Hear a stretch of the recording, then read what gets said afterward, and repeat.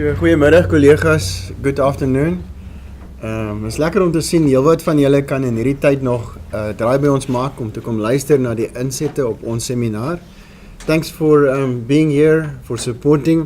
Melanie said she's slightly nervous. I don't see any reason for her to be nervous. She's obviously an expert on this topic and she's got a great support team here. I believe her husband is here. Welkom, lekker om jou hier te hê. And also her team that's working with her at the center. So thanks for being here, everyone. I've recently read some of the feedback reports from the external evaluation panels that visited all 4 divisions within the Teaching and Learning Responsibility Center.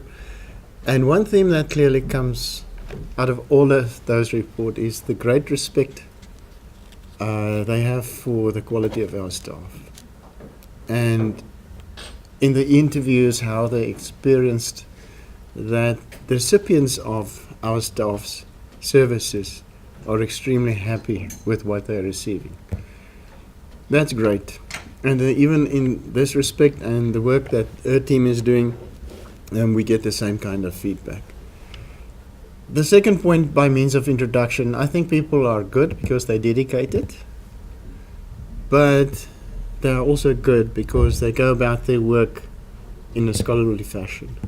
They read about it, they look at benchmarks, and then they custom design something that works for Stellenbosch University. And the third point is we have some special opportunities where staff members take their work, take their research, and combine it into a formal study that leads to a doctoral qualification, which is exactly what Melanie did.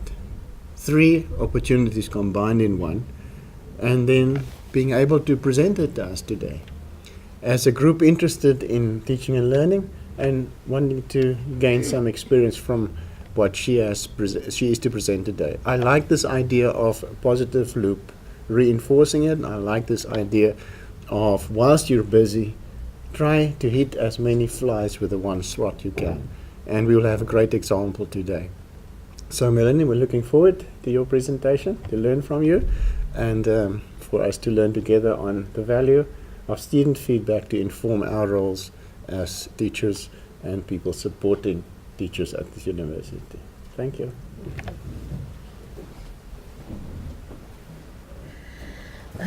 Good afternoon, everyone. Thank you, Prof. Swanwinkel, for that introduction. Ever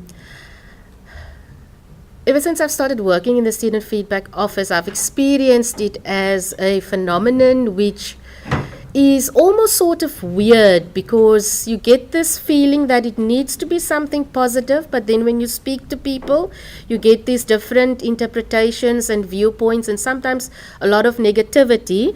So obviously, as the person who's been responsible for managing the system for a number of years, sitting on the one side where we process all the data, I kept on wondering what happens with that data when it reaches the other side, when it gets to our lecturers, to their line and their line management.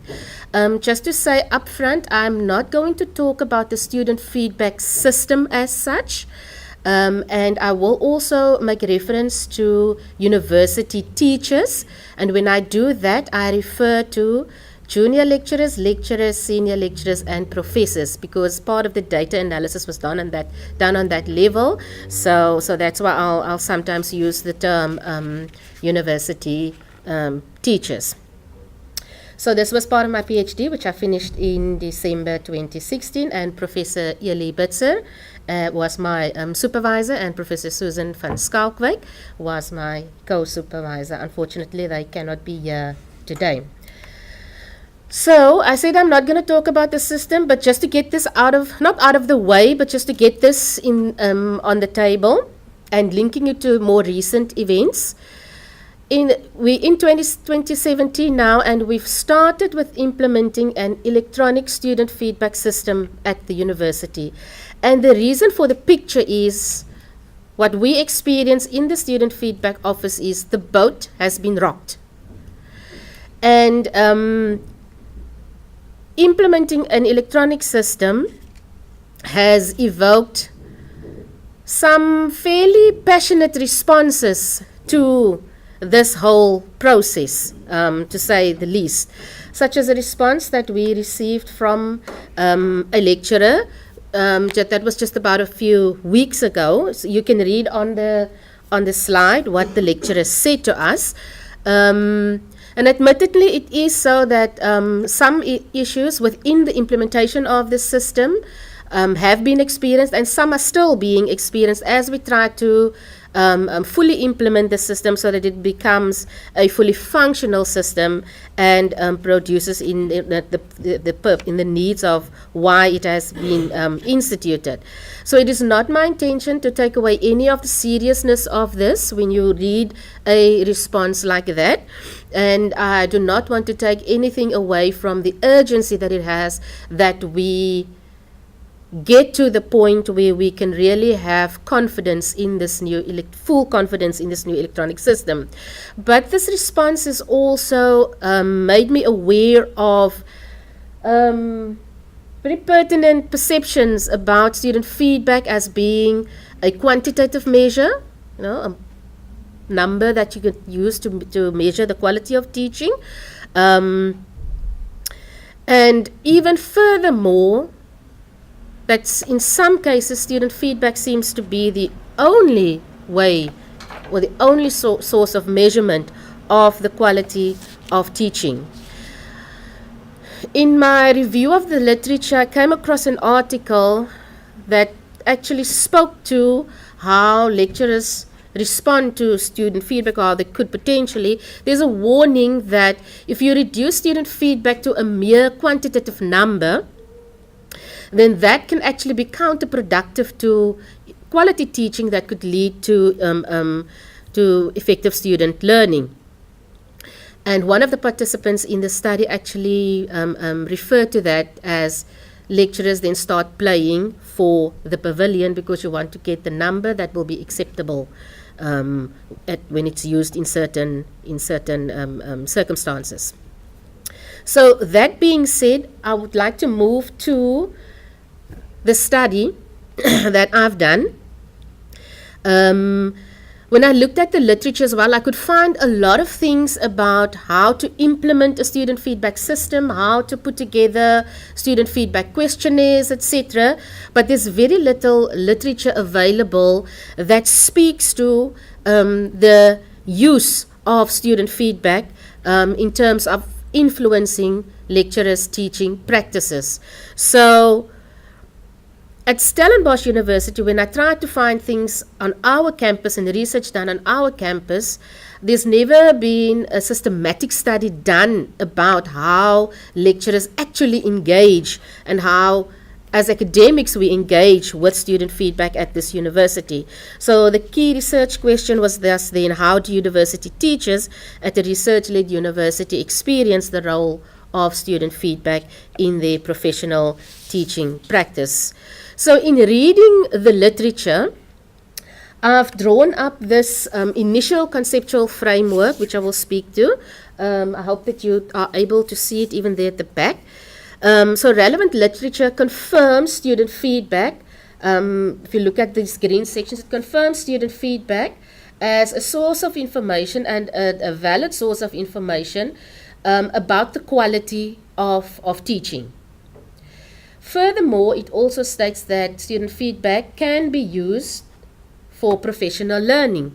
So as a professional learning tool to enhance the quality of teaching. And then the third one in A3, the literature also states that student feedback can be used as a source of information during performance appraisal processes, but that there should be certain principles adhered to when you use student feedback for performance appraisals. I'm not going to go too deeply into all of these things. There's a lot of detail within the dissertation itself, but I'm just trying to give you a brief overview. In terms of teaching at higher education, that is the section B parts, the more orangey parts.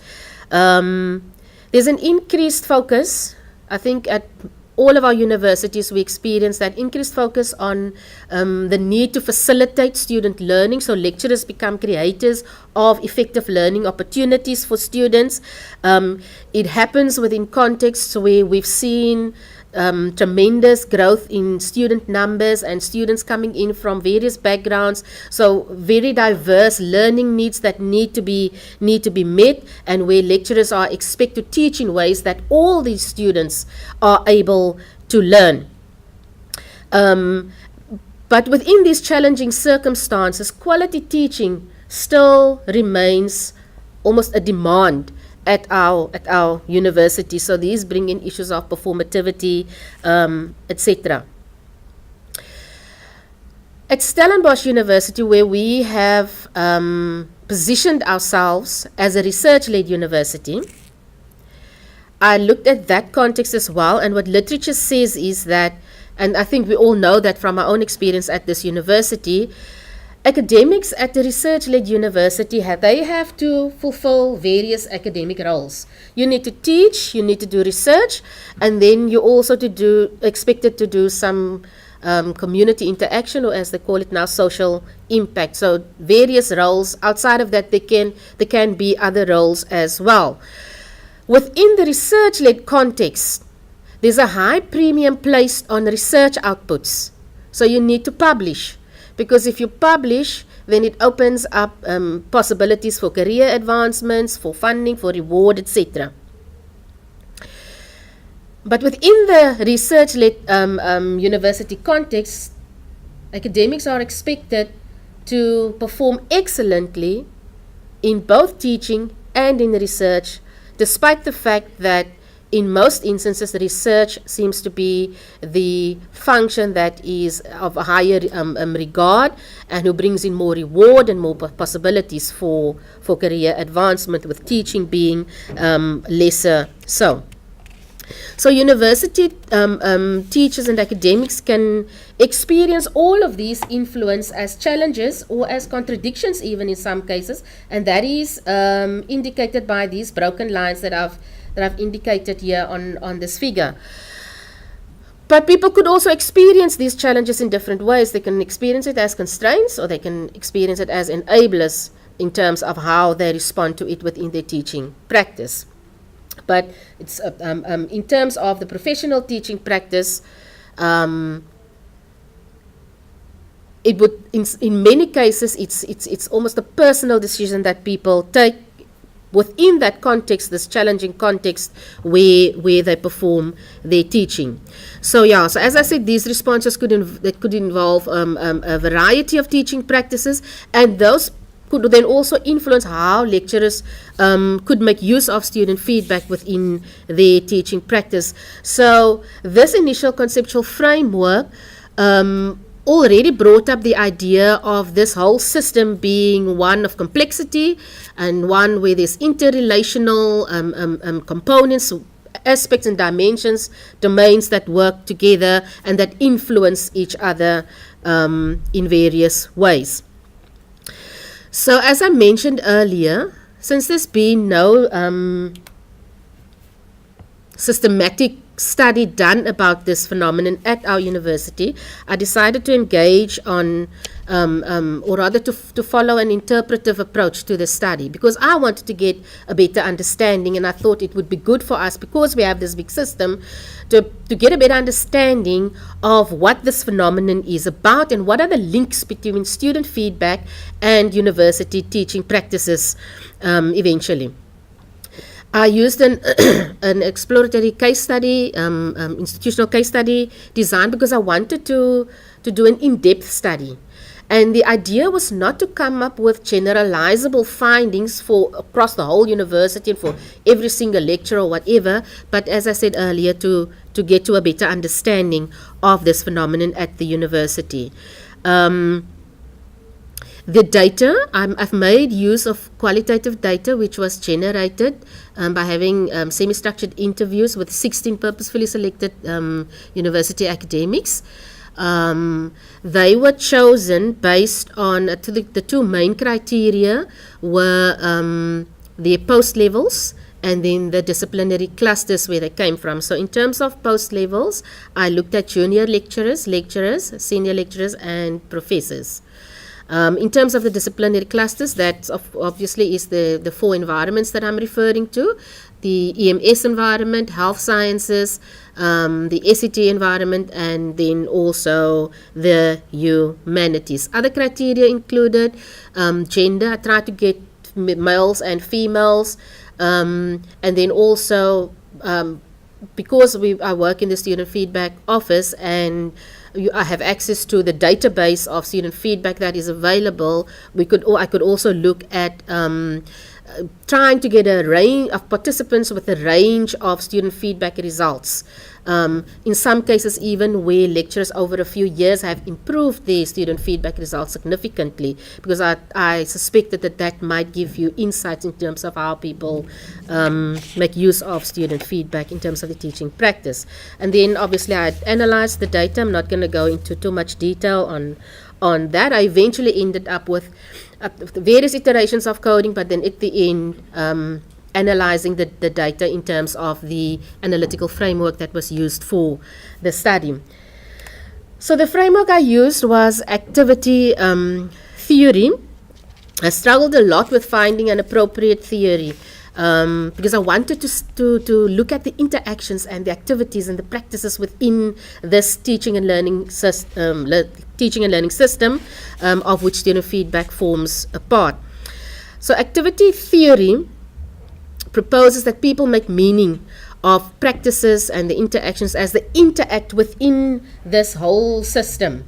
They make meaning, and how they make meaning eventually can also be influenced by the people around them with whom they are in contact, or by using artifacts or tools or signs, and these could be like something like the student feedback, for instance, and how that influences that process.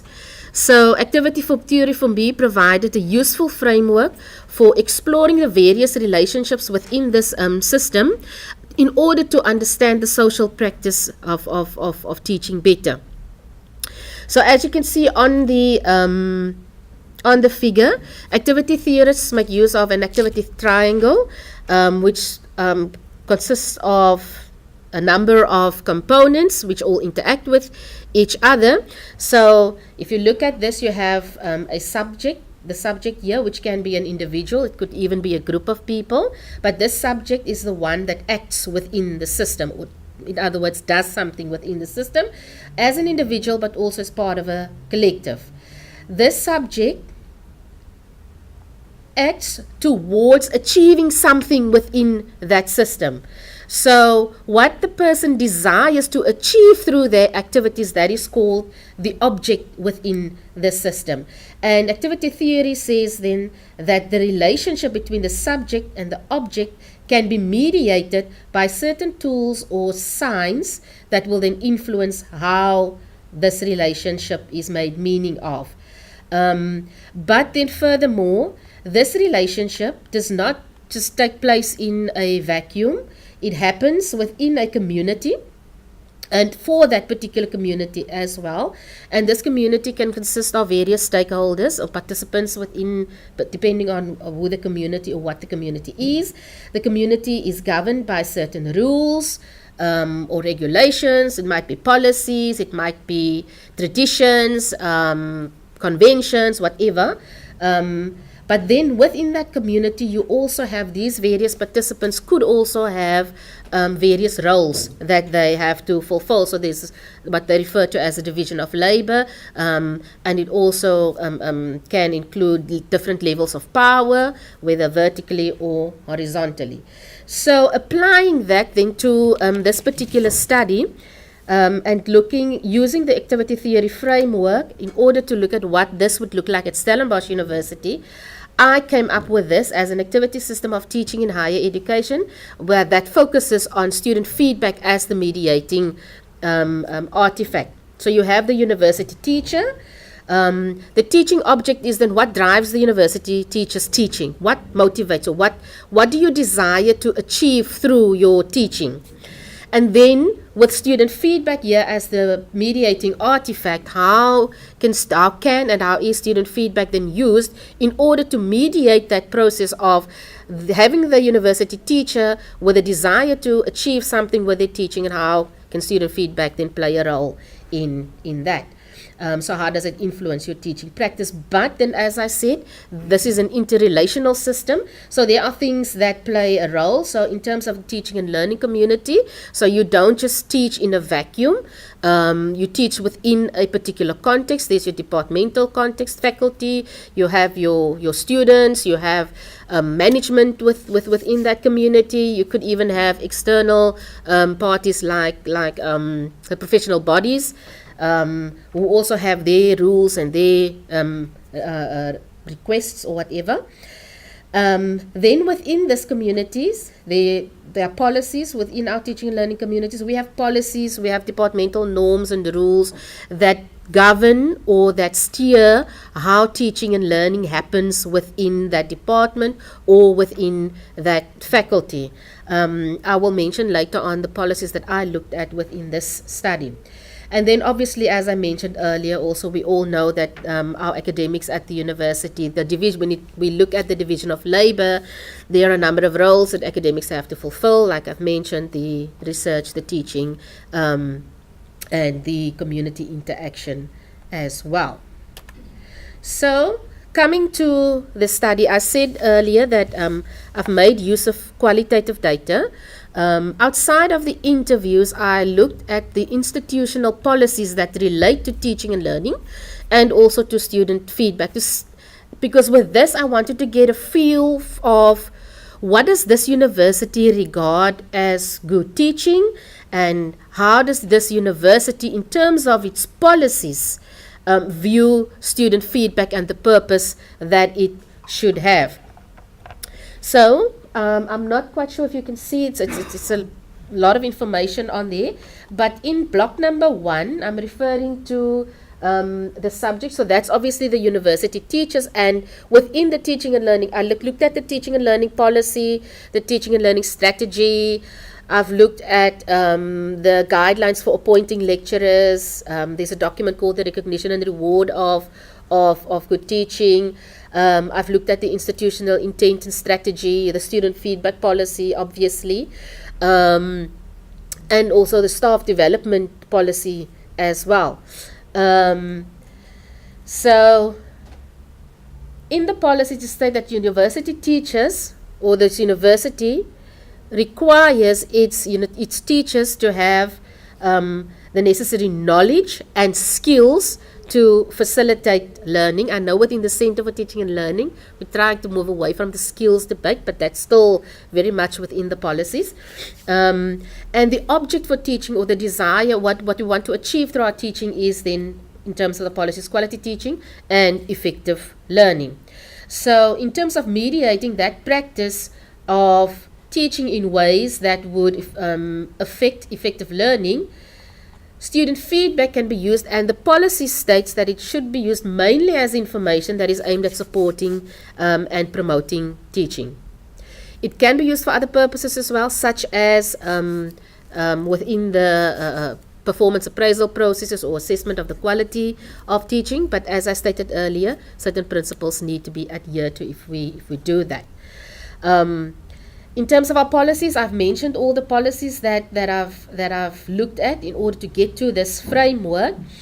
The community that we function within in terms of teaching and learning, what I did there was to try and see what the institutional policies advocate as its approaches to teaching. Very much a student-centered approach towards teaching and learning. It also advocates for opportunities for the promotion and development of the appropriate teaching skills. Once again, the skills, but I didn't want to change those words because that's what's in the policies at this stage. And the professionalization of the teaching role is also something also mentioned as an important aspect. So that is what we could potentially expect within this system. And then once again, coming to the division of labor, As Professor Skoonwinkel mentioned earlier as well, we like to do things scholarly, and we advocate for that. The teaching and learning, the teaching, the research, and the community interaction, and how our academics are expected to integrate all of these roles in the academic endeavor, whilst also developing graduate attributes in our students as well. But all of the things mentioned, and especially this section here, the flowing out of the policies, creates the idea of a supportive, a fair, and a transparent teaching environment that we could expect here at the university. So what I've then done further is to look at, in terms of the data that was generated, I looked at that data on two different levels to see how does this picture here correlate with what our university teachers actually say. When looking at the, the narrative data across the four post levels, now this, you must remember, is a very brief overview of all the data. I've actually analyzed the data. I mentioned I had junior lecturers, senior lecturers, and professors, so there were 4 of each within this study. And within the dissertation itself, I've analyzed the data for all the junior lecturers, I've analyzed the data for all the lecturers, senior lecturers, and professors, to see what are the things that emerge from those post levels. And this is then just an overview of all of those. So in terms of the 4 post levels, it came across that most of these, or all of the participants in the study, they all reported that they engage in teaching because they have a passion for teaching. And in terms of what drives their teaching is, and they are in agreement with the institutional policies, is the facilitation of learning. So how I got to that is to ask people what their teaching and learning philosophies were, because that would tell me how do they approach their teaching. So the facilitation of student learning, when I looked at the various post levels, that was quite an important thing. There are a number of other things as well, but that was the most salient one.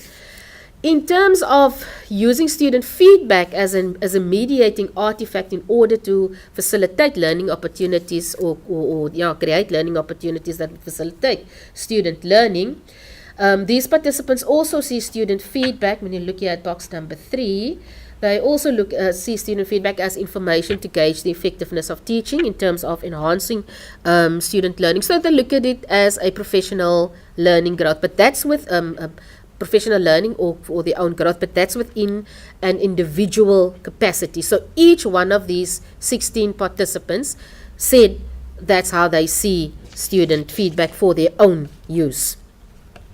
But as I said already, all of this happens within a context. So in terms of where they teach in their departments, so with using 16 different university teachers, they each came from a different academic department. So when looking at the norms and practices regarding teaching and learning and how student feedback is used, I've highlighted here in bold in block 4. The one thing that came out the strongest amongst these participants was that student feedback within their departments is mostly used for evaluation. And then it also furthermore came out within the data that even within these evaluation process, student feedback is used in various kinds of ways. So the evaluation processes vary from department to department, and the way that the data even is used and those reports that get sent out also differ. Just to mention a few examples, in some departments you would find that they would use that, I think you all know the general impression mark. You have the current questionnaires that we use within the paper system has a section for module questions and a section for lecturer questions, and then there's that percentage at the end. And some departments would only look at that percentage mark, and that's your mark for your teaching as part of the performance appraisal. Others would look at maybe identifying 2 or 3 questions from the questionnaire, and then calculating an average on that, and that would be your percentage mark. Here and there, people mentioned that they would engage in dialogue with their line management or within their departments or divisions, etc. So you can see the variation in that. In terms of departmental context also, the participants reported conflicting messages regarding the importance of teaching and approaches to teaching. So in some departments, teaching is regarded as an important academic function, as part of our academic endeavor, while in other departments they would say, well, you just have to do the minimum, you need to focus on research or something else. And I think that also correlates in why something like student feedback is also used in various ways. In terms of how the academic roles influence this system and how it may influence a lecturer's response to student feedback, almost all the participants reported that they experienced tension in terms of trying to balance all these roles and to integrate everything. On top of that, they reported that they experienced not enough recognition for teaching. So what is the sense of engaging and spending time on teaching and trying to improve your teaching when there isn't going to be much benefit for you in that? So some of them also mentioned that they, in terms of how they respond within this challenging context, is to take certain decisions. Some make it based on personal matters or what's important to them personally. For instance, saying, I decide to focus on my teaching because I regard that as the most important function for me. I see my students, they're right in front of me, I'm face to face with them, so I feel I need to give my best to them, knowing that it might have a negative impact on possible career advancement. But you do find lecturers making that decision. Some take practical decisions. There was one example where a person said, I would really, really like to improve this module because I know that there are certain issues, but I simply don't have the time. So I just repeat what I did last year. So these are all the things that our these academics experience at the university. And then in terms of how they experience that, in terms of their practice, is I think the main thing that came out there, and you will hear that more than once, is the divergent uses of student feedback, where these university teachers in their individual capacity want to use student feedback and feels that it should be used for their own professional learning to a bigger extent than what is currently happening. But then on the other hand, experiencing management using student feedback mostly for evaluation in terms of the performance appraisals at the university. I've also analyzed this data across the 4 disciplinary clusters. Now, some of the information gets repeated, but the reason why I wanted to do that, I wanted to see these issues that have become pertinent in the various post levels. How does that correlate with what comes out from, if you look at the data from a different perspective, namely that of the 4 environments? Because if you look at the post levels, obviously you have 4 junior lecturers on one level, 4 seniors, 4 lecturers and 4 professors across the different departments.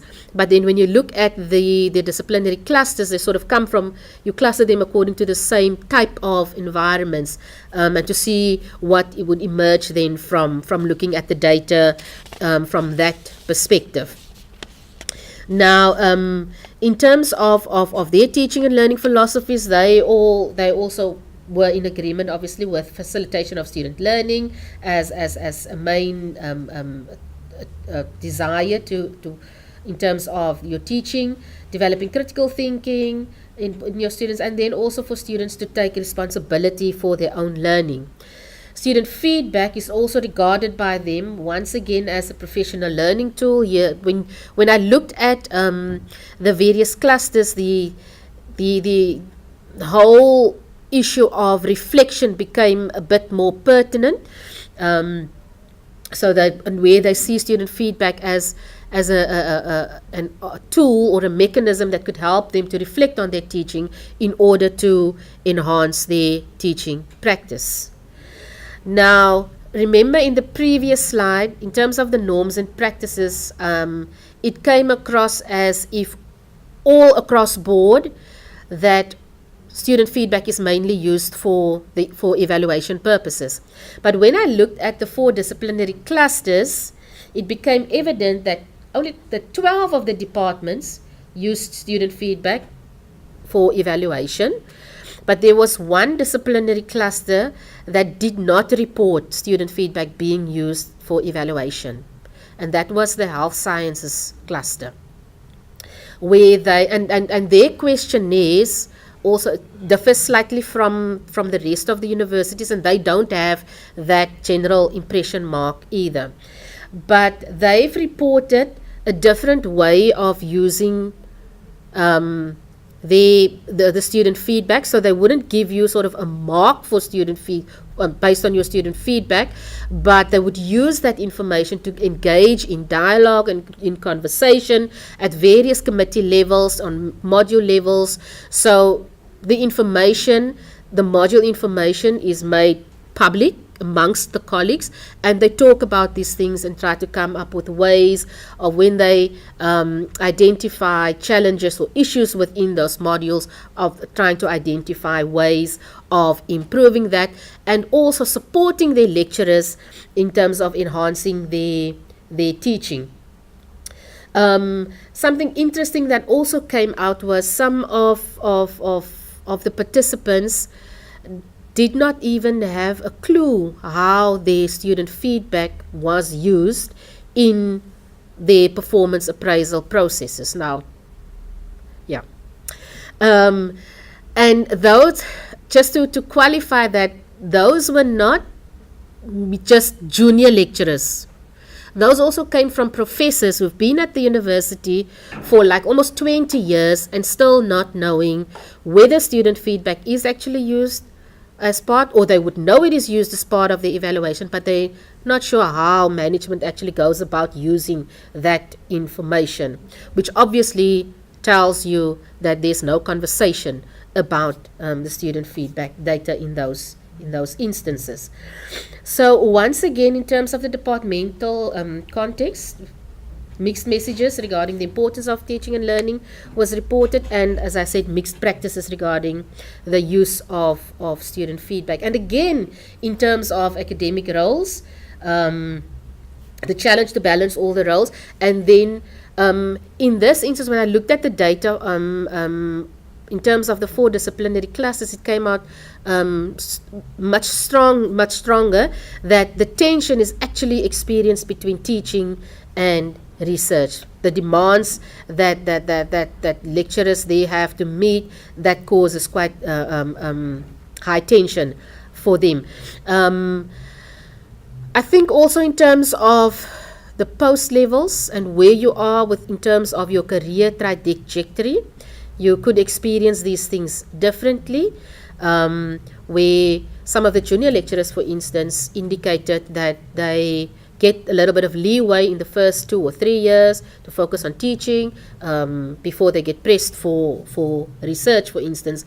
And then you find maybe professors who say, well, they decide what they want to do at which point in time, because they've got the funding, they've already built relationships, they've already climbed the ladder, so they're in a better space to take certain decisions.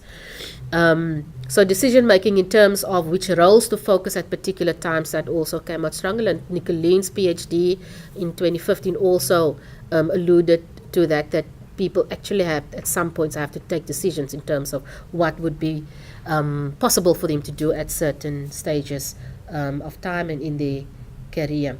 So, and again, in terms of experiencing student feedback in their teaching practice, it came out strongly, as I said, for most of these participants, this dichotomy between how they use it in their personal capacities and their individual capacities, and how management uses student feedback in terms of performance appraisals, with health, as I mentioned, being the exception in terms of that. I think as what I've also gauged from the data was that where student feedback is used mostly for evaluation, those lecturers reported less willingness to use student feedback to change the teaching or be innovative or whatever, because they were afraid of risking their performance evaluations and not getting the kind of numbers that would be beneficial to you. Whereas when I looked at the health sciences and how they approach the whole process, there you experience lecturers feeling that they could actually use that feedback to think about the teaching, reflect, come up with ways to respond, etc. So, yeah. So the use of student feedback in terms of evaluation seem to play quite a significant role. So based on these findings, I know that's very brief and general, but based on these findings, I came to the following conceptual conclusions. Within the research-led university context, it seems that student feedback makes a limited contribution to the enhancement or improvement of teaching practices, and the two main constraining factors there as teaching not being regarded as highly and as beneficial as research would be, and also then this whole culture of performativity where student feedback, the focus is on using it for evaluation and getting a mark for that instead of focusing it on or using it as a professional learning opportunity. Secondly, the potential role of student feedback in university teaching was influenced by other subsystems within the teaching and learning context, and here particularly the performance appraisal system and how that influences the use of student feedback. And as I said earlier, how if that is the focus of using student feedback, then that actually hampers the use of it for professional learning. At number 3, the role of mid-level management, because that's the closest link or the closest line of management that the lecturers or the participants work with.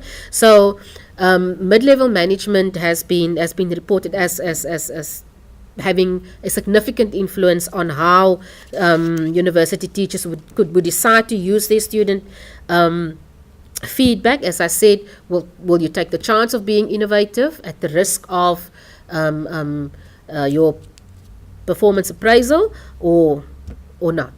And then at number 4, the conflicting practices as well, with hearing that one does it in this way and the other one in that way. Those could create impressions of maybe even unfair and even maybe in some cases unethical practices. So these insights then have led me to adapt the initial framework that I had in order to highlight the significant influence of the research-led context at the university and how that plays into the use of student feedback. So just briefly going through this, the whole issue of focusing on research where excellence in both teaching and research is advocated, and this whole culture of performativity that has crept into higher education, how that has caused student feedback.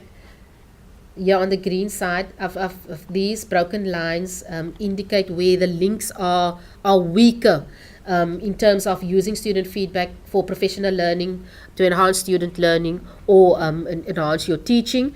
But as you can see here, student feedback seems to be linked much more strongly to, and I've put diverse and unethical in there, but the idea is to indicate actually that student feedback is much more, there's a stronger link to it in using it in terms of performance appraisals and not so much for professional learning.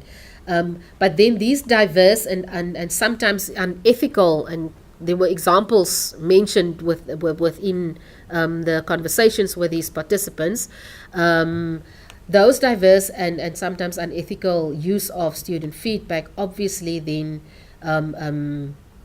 as I said, if people regard this as an unfair way of measuring or assessing their teaching, then I'm questioning. Remember in the first, when I showed you the slide of the teaching and learning system at the university with a fair and supportive environment that is purported by our policies, then it becomes a question of if student feedback is, if this is the stronger link with student feedback, the evaluation part, and within that you find these diverse and unethical practices, coupled with the lack of stature of teaching within research-led universities, then this section D here, a fair, supportive and transparent environment for professional teaching practice, does not seem to correlate with each other. So whilst the university is advocating or is portraying itself as being supportive and all of that,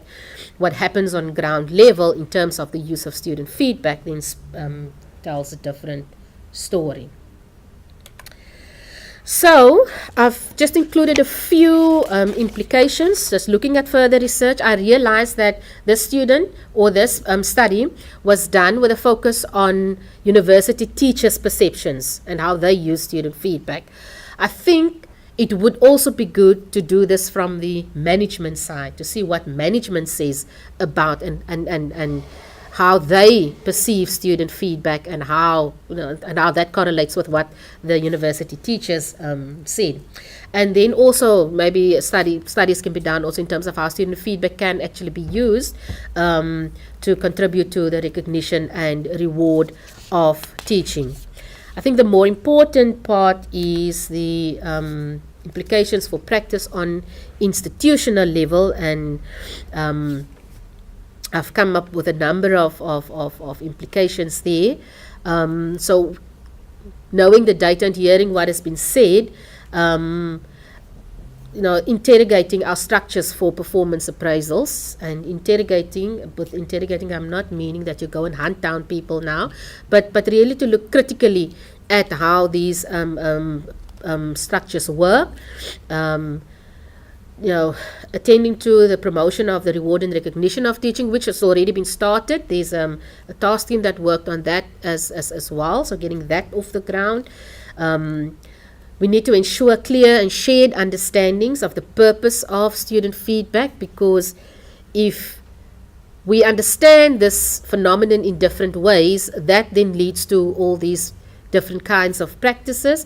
So a good idea would be to get to a shared understanding, encouraging a more continuous cycle of feedback. In other words, for more formative purposes. At this stage, feedback is regarded as something that is mostly done at the end of a module, but I think we should move into doing it on a more regular basis. And I know some departments and some faculties actually do it, but I think it needs to spread across the campus and not just keeping student feedback and collecting it at the end of a module. Then provide support to university teachers in terms of how to interpret student feedback data and how to respond to it. And then also something that came up was educating students on how to provide constructive and useful feedback. So as university teachers, we also have some sort of a responsibility to educate our students in terms of how to engage in this process in better ways, and so that the feedback that they provide can be more useful to you. So, and that also then calls for university teachers to also engage in dialogue with their students regarding the use of student feedback. So closing that whole feedback loop, where you go back to your students and you can actually inform them, we're doing this in this way now, we changed that because of the feedback that I received from you. So that will also then feedback to students that what they've said actually carries weight, it has importance, and somebody's listening to it and somebody's doing something about it, so that they can experience the effects of their own feedback whilst they moving through your module. And that is why we advocate for a more continuous cycle of formative feedback. And this links to, so just maybe before I get to this, when I look at all of these things, these seem like things that need to happen mostly at institutional level, but we need our individual lecturers to engage in the process as well. But what I do think also is that if we can get some of these things to function better within our university and within our teaching and learning context, that could actually encourage lecturers to be more willing to use their student feedback for professional learning and for enhancement of teaching. And all of this also links then, earlier this year, our the Division for Learning and Teaching Enhancement underwent an external evaluation process. And we received the report just about a week ago. I think it was last Monday. And interestingly enough, this was one of the observations made, because they talked not only to the staff within the Center for Teaching and Learning, but also with other academics as well, with whom we collaborate. And that was what one of the observations that the panel learned from the members of the center, that this work, and if referring there to student feedback, was viewed as contributing to the professional development of individuals. In interviews, however, the panel learned of feedback being assigned to bottom drawers. So even there's a dichotomy. Just as the university teachers mentioned that how they see student feedback, the purpose of student feedback as being for professional learning, management seeing it as for evaluation, it seems here also that even between the Center for Teaching and Learning, which is part of Learning and Teaching Enhancement, where we see it as mostly for professional development, whilst and I don't want to say clients, but our partners across the university sometimes see it as, put it in the bottom drawers. So, and then they say clearly there's little point in eliciting and processing student feedback unless it has the potential to enhance teaching and learning. So the need to ensure that the loop between feedback and practice is closed is something that needs to be taken up. So this may be an opportune time to interrogate our perspectives around the role of student feedback in teaching practice at this university, and take up the challenge of improving the use of student feedback as a professional learning tool for the enhancement of teaching. And that's my story. And just to mention, that's my details, and then the details of the staff within the student feedback office, who's responsible for processing all of the details, administering the systems, all of the things around student feedback. So thank you.